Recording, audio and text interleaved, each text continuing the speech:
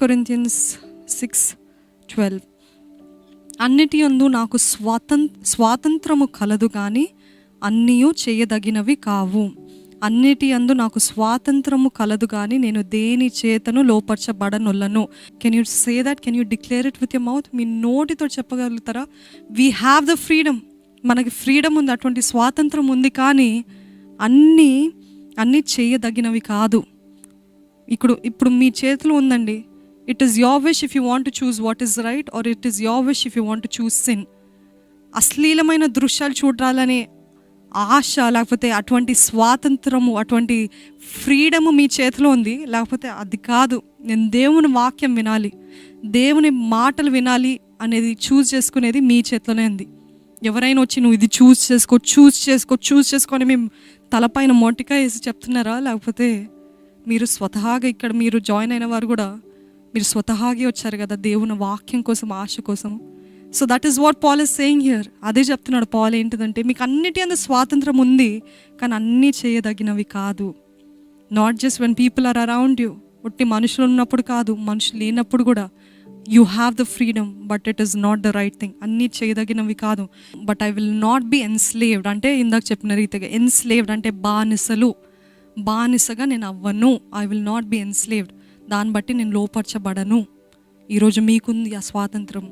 You can choose what is right. Yesu ప్రభు ఆ కాలంలోనే ఎప్పుడో చెప్పాడు, ఇదిగో విశాలమైన మార్గం, ఇది ఇరుకైన మార్గం, ఇదిగో ఎంతో గంభీరంగా కనిపించే మార్గం, ఇదేమో ఇంతేనా అని కనిపించే మార్గం. కానీ ఎల్లగెల్లగా ఇది విశాలం అవుతుంది, అది ఎల్లగెల్లగా ఇరుకుగా వలలాగా మిమ్మల్ని పట్టేసి కట్టేసి ఇంకా నన్ను విడిపించేవారు ఎవరు అని మొరపెట్టేలాగా చేసేది ఆ భయంకరమైన మార్గం. దేవుని నుండి దూరం చేయాలని అపవాది చాలా ప్రయత్నిస్తున్నాడండి. వాడి మొదటి బాణం ఏంటిదంటే మన చేతిలో ఉన్న ఫోన్, మన చేతిలో ఉన్న ఇంటర్నెట్, దీని ద్వారానే మనల్ని బానిసలుగా చేయాలని చూస్తున్నాడు. యేసు ప్రభు మీరు ఇఫ్ యూ ఆర్ విల్లింగ్ ఈరోజు అటువంటి ఆశ ఉందా మీకు? నన్ను విడిపించాలయ్యా ఈ ఫోన్ అనే ఈ ఆటంకం నుండి, ఈ ఫోన్ అంటే నన్ను ఈ బానిస నుండి నన్ను విడిపించయ్యా అనే ఆశ మీకుంటే దేవుడు అంటున్నాడు తప్పక విడిపిస్తాను. But you have to be consistent. ప్రతిరోజు అదొక అలవాటులాగా చేసుకోవాలి, అదొక జీవన శైలిగా మార్చాలి.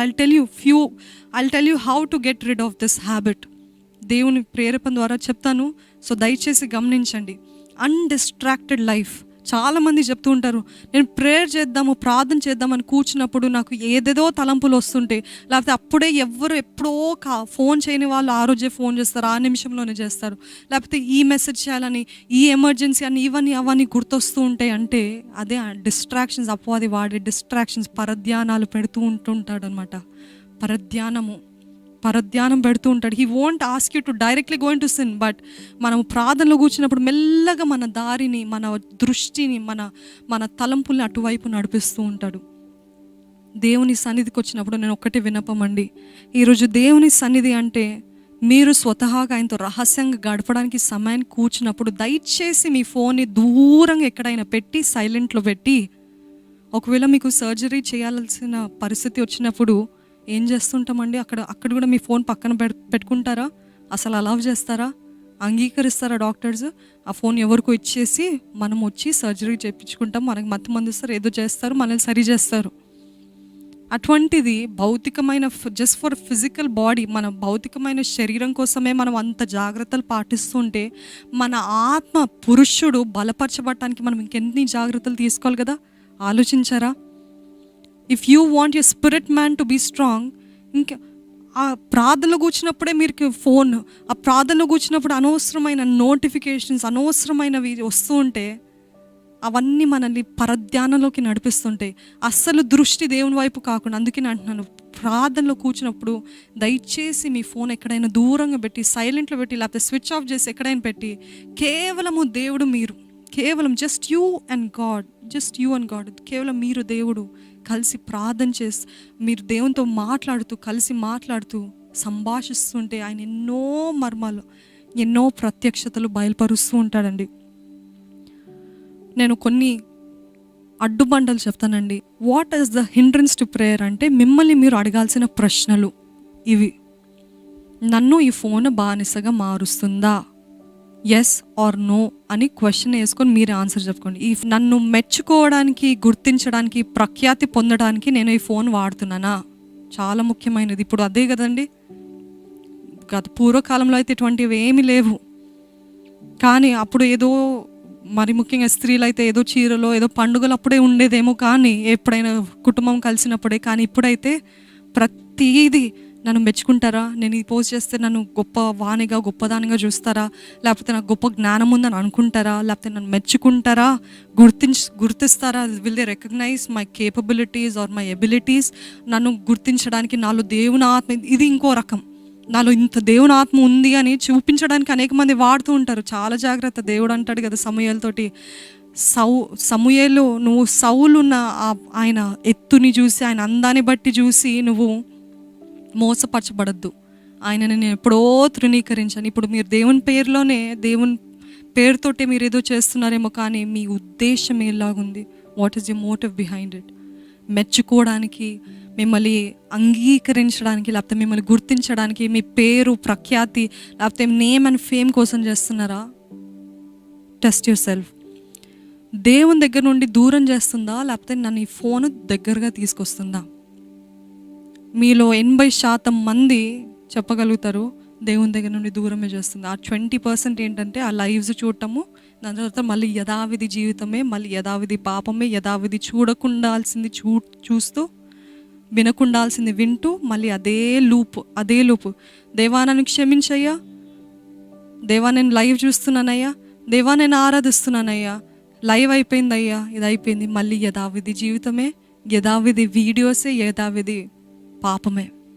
మళ్ళీ పొద్దున్న లేసి పశ్చాత్తాపడతాం. It's like a circle, all the time circle లాగా. ఇంకోటి, యేసుక్రీస్తు యొక్క రాక గురించి, నా మరణం తర్వాత జీవితం గురించి నన్ను మెలకుగా ఉంచుతుందా, లేదా మర్చిపోయేలాగా చేస్తుందా? Can you tell the answer?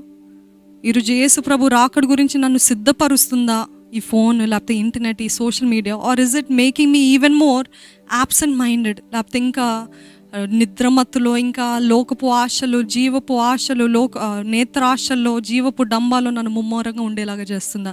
ఇంకా వీళ్ళు చూస్తున్నారా, వాళ్ళు చూస్తున్నారా అని అటువంటి పరధ్యానం ఉందా? లేకపోతే ఏసే అతి త్వరగా వస్తున్నాడు, అతి త్వరలో వస్తున్నాడు. Is it preparing you? Check yourself. లోకంలో దొరికే సక్సెస్ గురించి నన్ను మోసం చేస్తుందా? Check yourself. If is it fooling you about success? ఒకళ్ళు ఇలా చేస్తే సక్సెస్ ఉంటాయి, ఇన్ని లైక్స్ వస్తే సక్సెస్ ఉంటుంది, ఇంతమంది ఫాలోవర్స్ ఉంటే నువ్వు చాలా గొప్పదానివి. Number of people will never count how successful you are. The number of lifes that you have impacted will prove the success of your life. మీకు ఎంతమంది ఫాలోవర్స్ ఉన్నారో, ఎంతమంది కమెంట్స్ చేస్తారో, ఎంతమంది లైక్స్ వచ్చిన దాన్ని బట్టి మీ సక్సెస్ కాదండి, మీ జీవితం సక్సెస్ కాదు. ఎంతమందిని మీరు ప్రభావితం చేస్తున్నారో, ఎంతమందిని మీరు దేవుని వైపు నడిపిస్తున్నారో, that is counted as success in God sight. దేవుని ఉద్దేశంలో లైక్స్ బట్టి, ఫాలోవర్స్ బట్టి వీళ్ళు గొప్పోలు, లేకపోతే ఫాలోవర్స్ తక్కువ ఉంటే వీళ్ళు మామూలులే. దేవుడు అట్లా చూడడు. దేవుడు అంటాడు కదా, నువ్వు భౌతికంగా చూస్తున్నాను, నువ్వు చూసినట్టు చూడను, నువ్వు పై రూపాన్ని చూస్తున్నాను, నువ్వు చూస్తున్నట్టు చూడను. I will see the inside of the heart.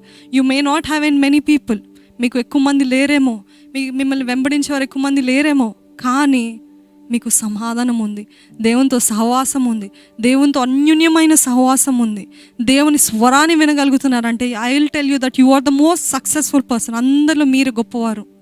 చేతులెత్తి జోడించచ్చు. ఎందుకంటే దేవునితో సహవాసం, దేవునితోటి అనుభూతి, దేవునిలో ఉన్న ఆనందం మీలో ఉంటే మీ అంత గొప్పవారు లేరండి. ఎందుకంటే ఎంతమంది ఉన్నా, ఎంత సంపాదించినా దేవుని లేవని జీవితము వ్యర్థము.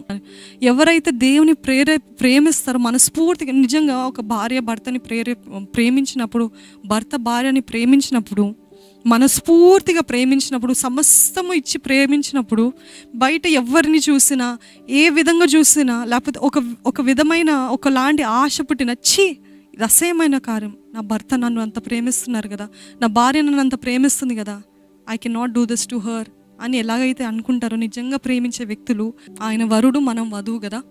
సో మనము ఆయన కోసం సిద్ధపరచబడిన మనము, ఆయనకి ఇది ఇష్టం లేదు, ఇది ఆయనకి నచ్చదు అన్నప్పుడు ఏం చేస్తుంది వధువు? మీకు ఇష్టం లేకపోతే నేను ఏం చేస్తాను, నాకు అసహ్యమే అని చెప్పగలుగుతున్నారా? లేకపోతే ఉండు దేవా, ఇది అయిన తర్వాత మళ్ళీ క్షమాపణ అడుగుతా, అప్పుడు నువ్వు క్షమిస్తావు కదా, అప్పుడు నేను పశ్చాత్తాపడినప్పుడు నువ్వు మళ్ళీ క్షమించే దేవుడు కదా, మరలా ఒక్క అవకాశం అని చేసి ముగించి మళ్ళీ అదే సర్కిల్, అదే cycle keeps repeating the life cycle. ఇంకెప్పుడు దీనికి విరుగుడు, ఎప్పుడు దాన్ని తెంపుతారు? You have to be willing to be set free.